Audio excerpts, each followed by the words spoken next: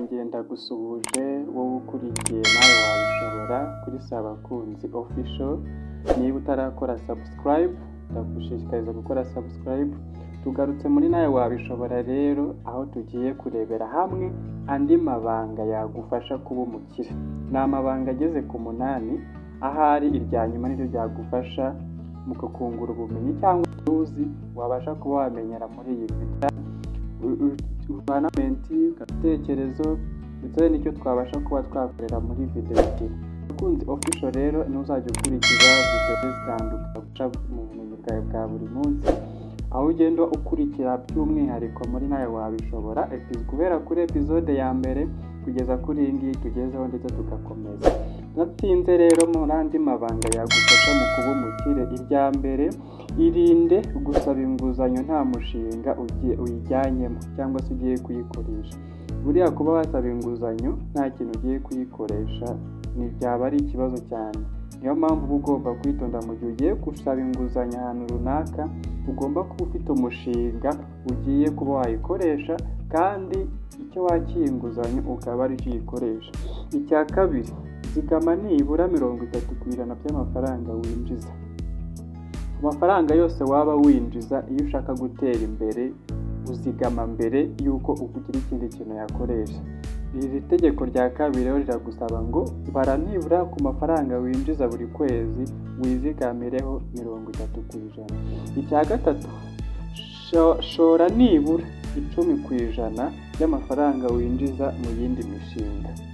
Niba amafaranga winjiza ku kwezi, wafataho 10% ukayashora mu kandi ka business ku ruhande cyangwa se mu kandi kantu, nubwo kakuzanira 100 cyangwa 200, ariko nta yandi aba yiyongera kuri ya yandi winjiza buri kwezi.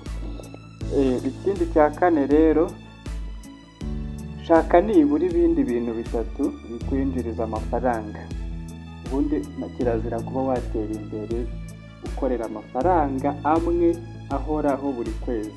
Uba ugomba gushaka ahandi hantu hari bukwinjiriza amafaranga. Rero kuri iri tegeko irya kane rikubwira yuko nibura washaka ahandi hantu hageze kuri 3 hagufasha mu kwinjiza andi mafaranga. Icya gatanu, kubara amafaranga ukoresha. Buriya amafaranga ubona buri kwezi, buri faranga ryose ugiye gusohora, banza ubitekerezeho, ube waribariye, aba atari ibintu bigutunguye, aba ari ikintu wapangiye. Yaba ari 100, yaba ari 200, amafaranga yose ugiye gusohora, nk'uko uzi neza yuko ifaranga ugiye kwinjiza utaritora, nawe ubanza gutekereza aho uri buri kuri. Biragusaba rero ko no buri faranga ryose ugiye gusohora ugomba kuba waritekerejeho neza, wabibaze ukamenya nimba byari ngombwa. Icya gatandatu, irinde gushaka kuba umukire vuba. Gushaka kuba umukire vuba nabyo ni ibintu bishobora kugukoraho.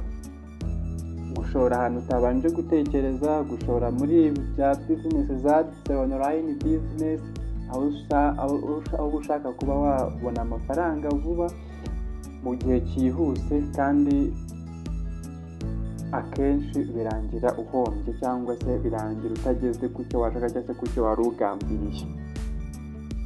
Icya karindwi, hora wiyungura ubumenyi. Ku cyo ukora, ku cyo ushaka gukora, hora wiga, hora ushaka amakuru. Icya mbere ni amakuru kuri buri kintu cyose ugiye gukora cyangwa se ugambirira kuba wakora. Hora ushaka amakuru, uhora ushaka ubumenyi kuri cya kintu urimo, nibyo bizagufasha. Buriya umuntu wiga neza ni uwigira mu kintu arimo, aho ukosa ukamenya ikosa wakoze ugahita urikosora.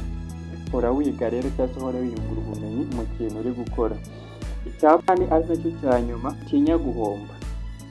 Niyo mpamvu abantu bakunda kuvuga ko buriya abantu bize bari abakire cyane kurusha abantu baminuje cyangwa se kurusha abantu bize cyane, kubera yuko abantu bize cyane bashyiramo imibare myinshi.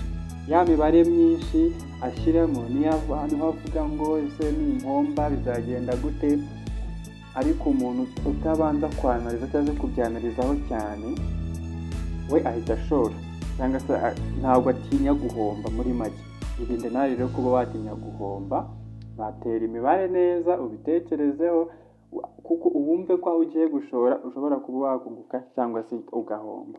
Ikindi nakongeraho ibi byose kugira ngo ube wabigeraho ijana ku ijana, icya mbere ni ugusenga, Imana ikagufasha ikagucira inzira, ikaguha imbaraga, ikagutiza ubuzima, dore ko ubuzima aricyo gishoro cya mbere. Ikindi nakongeraho ni disipurine cyangwa se ikinyabupfura muri ibyo byose, nibyo byagufasha. Urakoze rero, ndagushimiye kuba ubashije kuri ino video. Kora like, ukande share, comment niba hari ikigufashije, hanyuma utubwire niba ikindi twaganira kugira ngo uzabashe gukurikira izo. Urakoze cyane, nshimiye ni kubana nawe, tuzasubira ubutaha.